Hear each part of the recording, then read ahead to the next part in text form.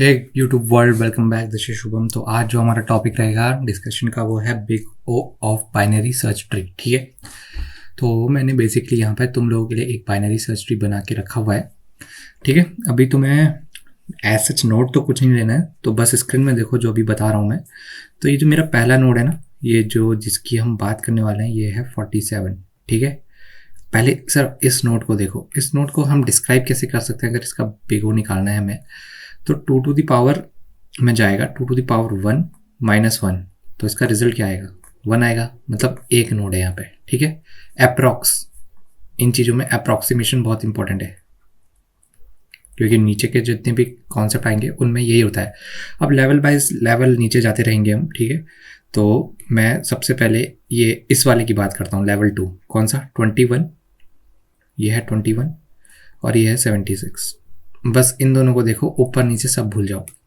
तो 21 26 में क्या है? इन दोनों का क्या रहेगा? To the power 2 -1। ठीक है, 4 होता है -1 3 अप्रॉक्स। ठीक है, इसी तरीके से सारे अगर मैं निकालने बैठूंगा तो 2 टू द पावर 3 -1 रहेगा और ये रहेगा 2 टू द पावर 4 -1। ठीक है, इस तरीके से इनका निकाला जाता है। अभी होता क्या है ना कि हम स्टार्टिंग से देखते आ रहे हैं कि बिग ओ में हम कांस्टेंट को ड्रॉप आउट मारते हैं। ठीक है, ड्रॉप आउट करते हैं। तो हमारा कांस्टेंट क्या है? ये टर्म सारे जितने हैं यहाँ पे जो मैं हाईलाइट करते जा रहा हूँ एक करके, ये सारा कांस्टेंट है।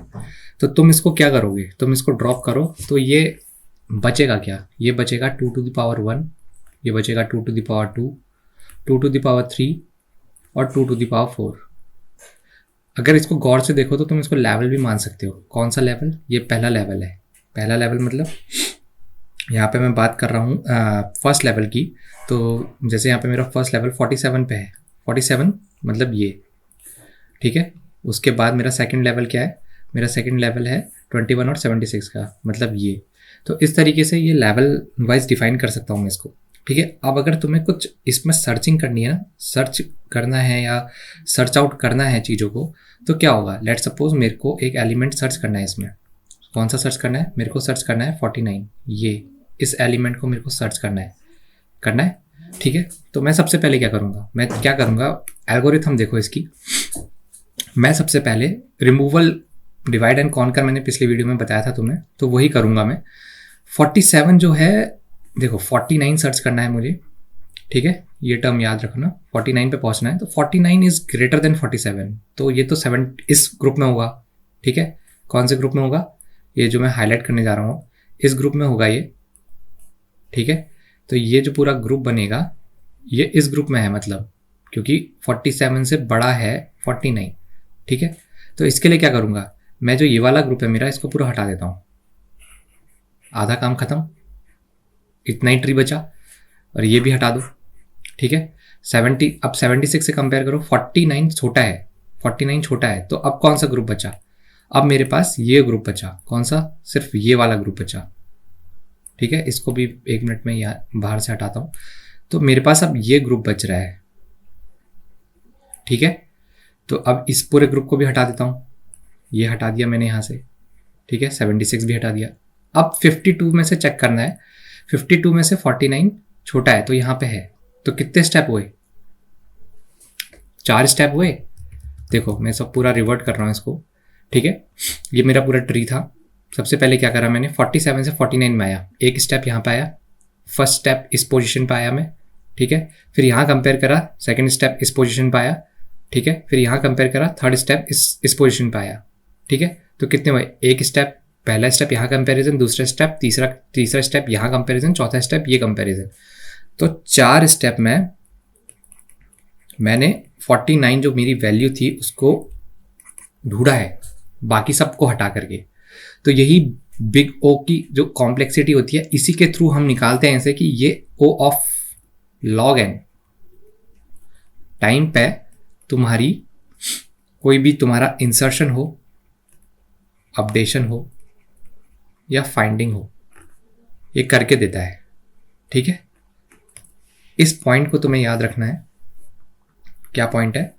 पॉइंट है 4 स्टेप लगे इस ट्री के लिए। अगर इंक्रीज होते जाएगा। अगर 5 लेवल का है तो 5 स्टेप लगेंगे, 6 है तो 6 लगेंगे।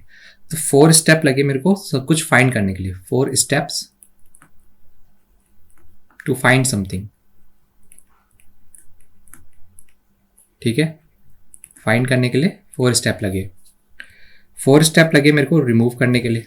अगर 49 को यहाँ से रिमूव भी करना है तो मेरे को पहले तो उसको फाइंड ही करना पड़ेगा। तो मतलब रिमूव के लिए भी वही है, टू रिमूव। ठीक है, सो 4 स्टेप लगेंगे किसी चीज को ऐड करने के लिए भी, अगर वो तुम्हें इस पोजीशन पे ऐड करना है तब। ठीक है, तो डिवाइड एंड कॉन्कर में log n n log n बहुत ज़्यादा कॉमन होता है। n log n की बात कभी और करेंगे, अभी log n की बात करते हैं। ठीक है, तो इसका जब कंपैरिजन चार्ट हम बनाएंगे तो ये o of n square, o of n और o ऑफ 1 हम ऑलरेडी डिस्कस कर चुके हैं। ठीक है, तो इसका जो चार्ट बन के आता है ना वो o ऑफ 1 और o ऑफ n के बीच में आता है, कुछ यहाँ पे o ऑफ log n का। अच्छी टाइम मतलब अच्छा बिग ओ है ये तुम कंसिडर कर सकते हो अपने किसी भी एलिमेंट को फाइंड आउट करने के लिए, किसी भी एलिमेंट को ऐड करने के लिए। क्योंकि फाइंड आउट में देखो हमने अभी थोड़ी देर पहले देखा था, जैसे मेरे पास कोई भी ट्री प्रेजेंट है, मेरा 47 प्रेजेंट है। ठीक है, फिर यहाँ पे 21 प्रेजेंट है, फिर यहाँ पे 76 प्रेजेंट था। ठीक है, उसके बाद क्या था, 52 था, एक मिनट में देख लेता हूँ, 52 था, 82, 49, 63, 82, 49 और 63। ठीक है, अभी के लिए इतना ही रखता हूँ, वो तो बेस्ट केस सिनेरियो वगैरह बाद में डिस्कस करते हैं। लेट्स सपोज 49, फिर से 49 सर्च करना है।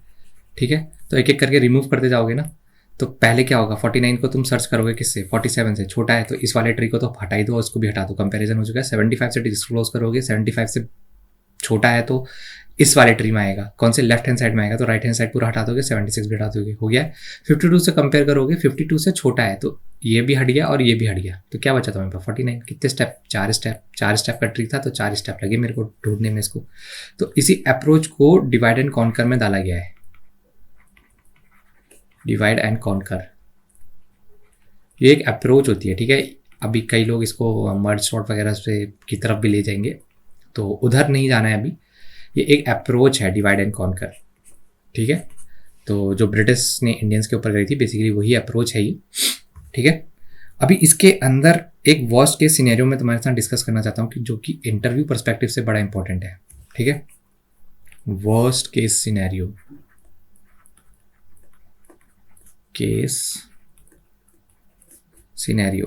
SCE, अभी के लिए इतना ही लिखते हैं। तो देखो होता क्या है, अगर मेरा ट्री जो वहाँ पे प्रेजेंट था, ऊपर आता हूँ मैं एक बार फिर से, जो मेरा ट्री यहाँ पे प्रेजेंट था ना, अभी तो ये एक फुल फंक्शनल ट्री है। लेट्स से मैं ये ट्री हटा देता हूँ, ट्री तो ये भी है, ये पूरा लेफ्ट जो ट्री था इसका ट्री ही हटा दिया, तो ट्री डेटा स्ट्रक्चर में तो ये भी आया ना। अभी इसका भी लेफ्ट हटा देता हूँ तो ट्री डेटा स्ट्रक्चर में तो ये चीज़ भी आई, और इसका भी लेफ्ट हटा देता हूँ तो ट्री डेटा स्ट्रक्चर में ये भी आया। तो वैल्यूज़ क्या बनी मेरे पास, ये वर्स्ट केस के लिए बनाऊंगा मैं तुम्हारे लिए, तुम्हारे सामने इस सिनेरियो को।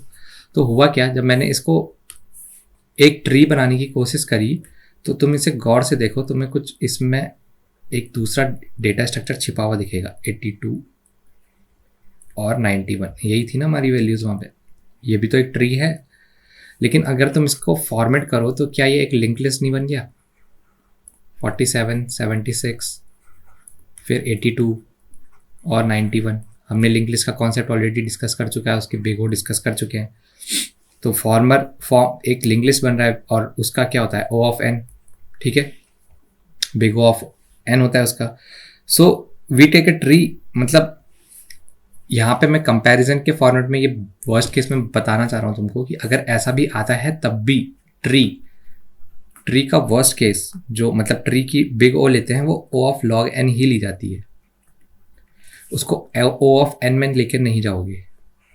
ठीक है, ये दिख रहा है एक लिंक लिस्ट जैसा, लेकिन है नहीं वैसा।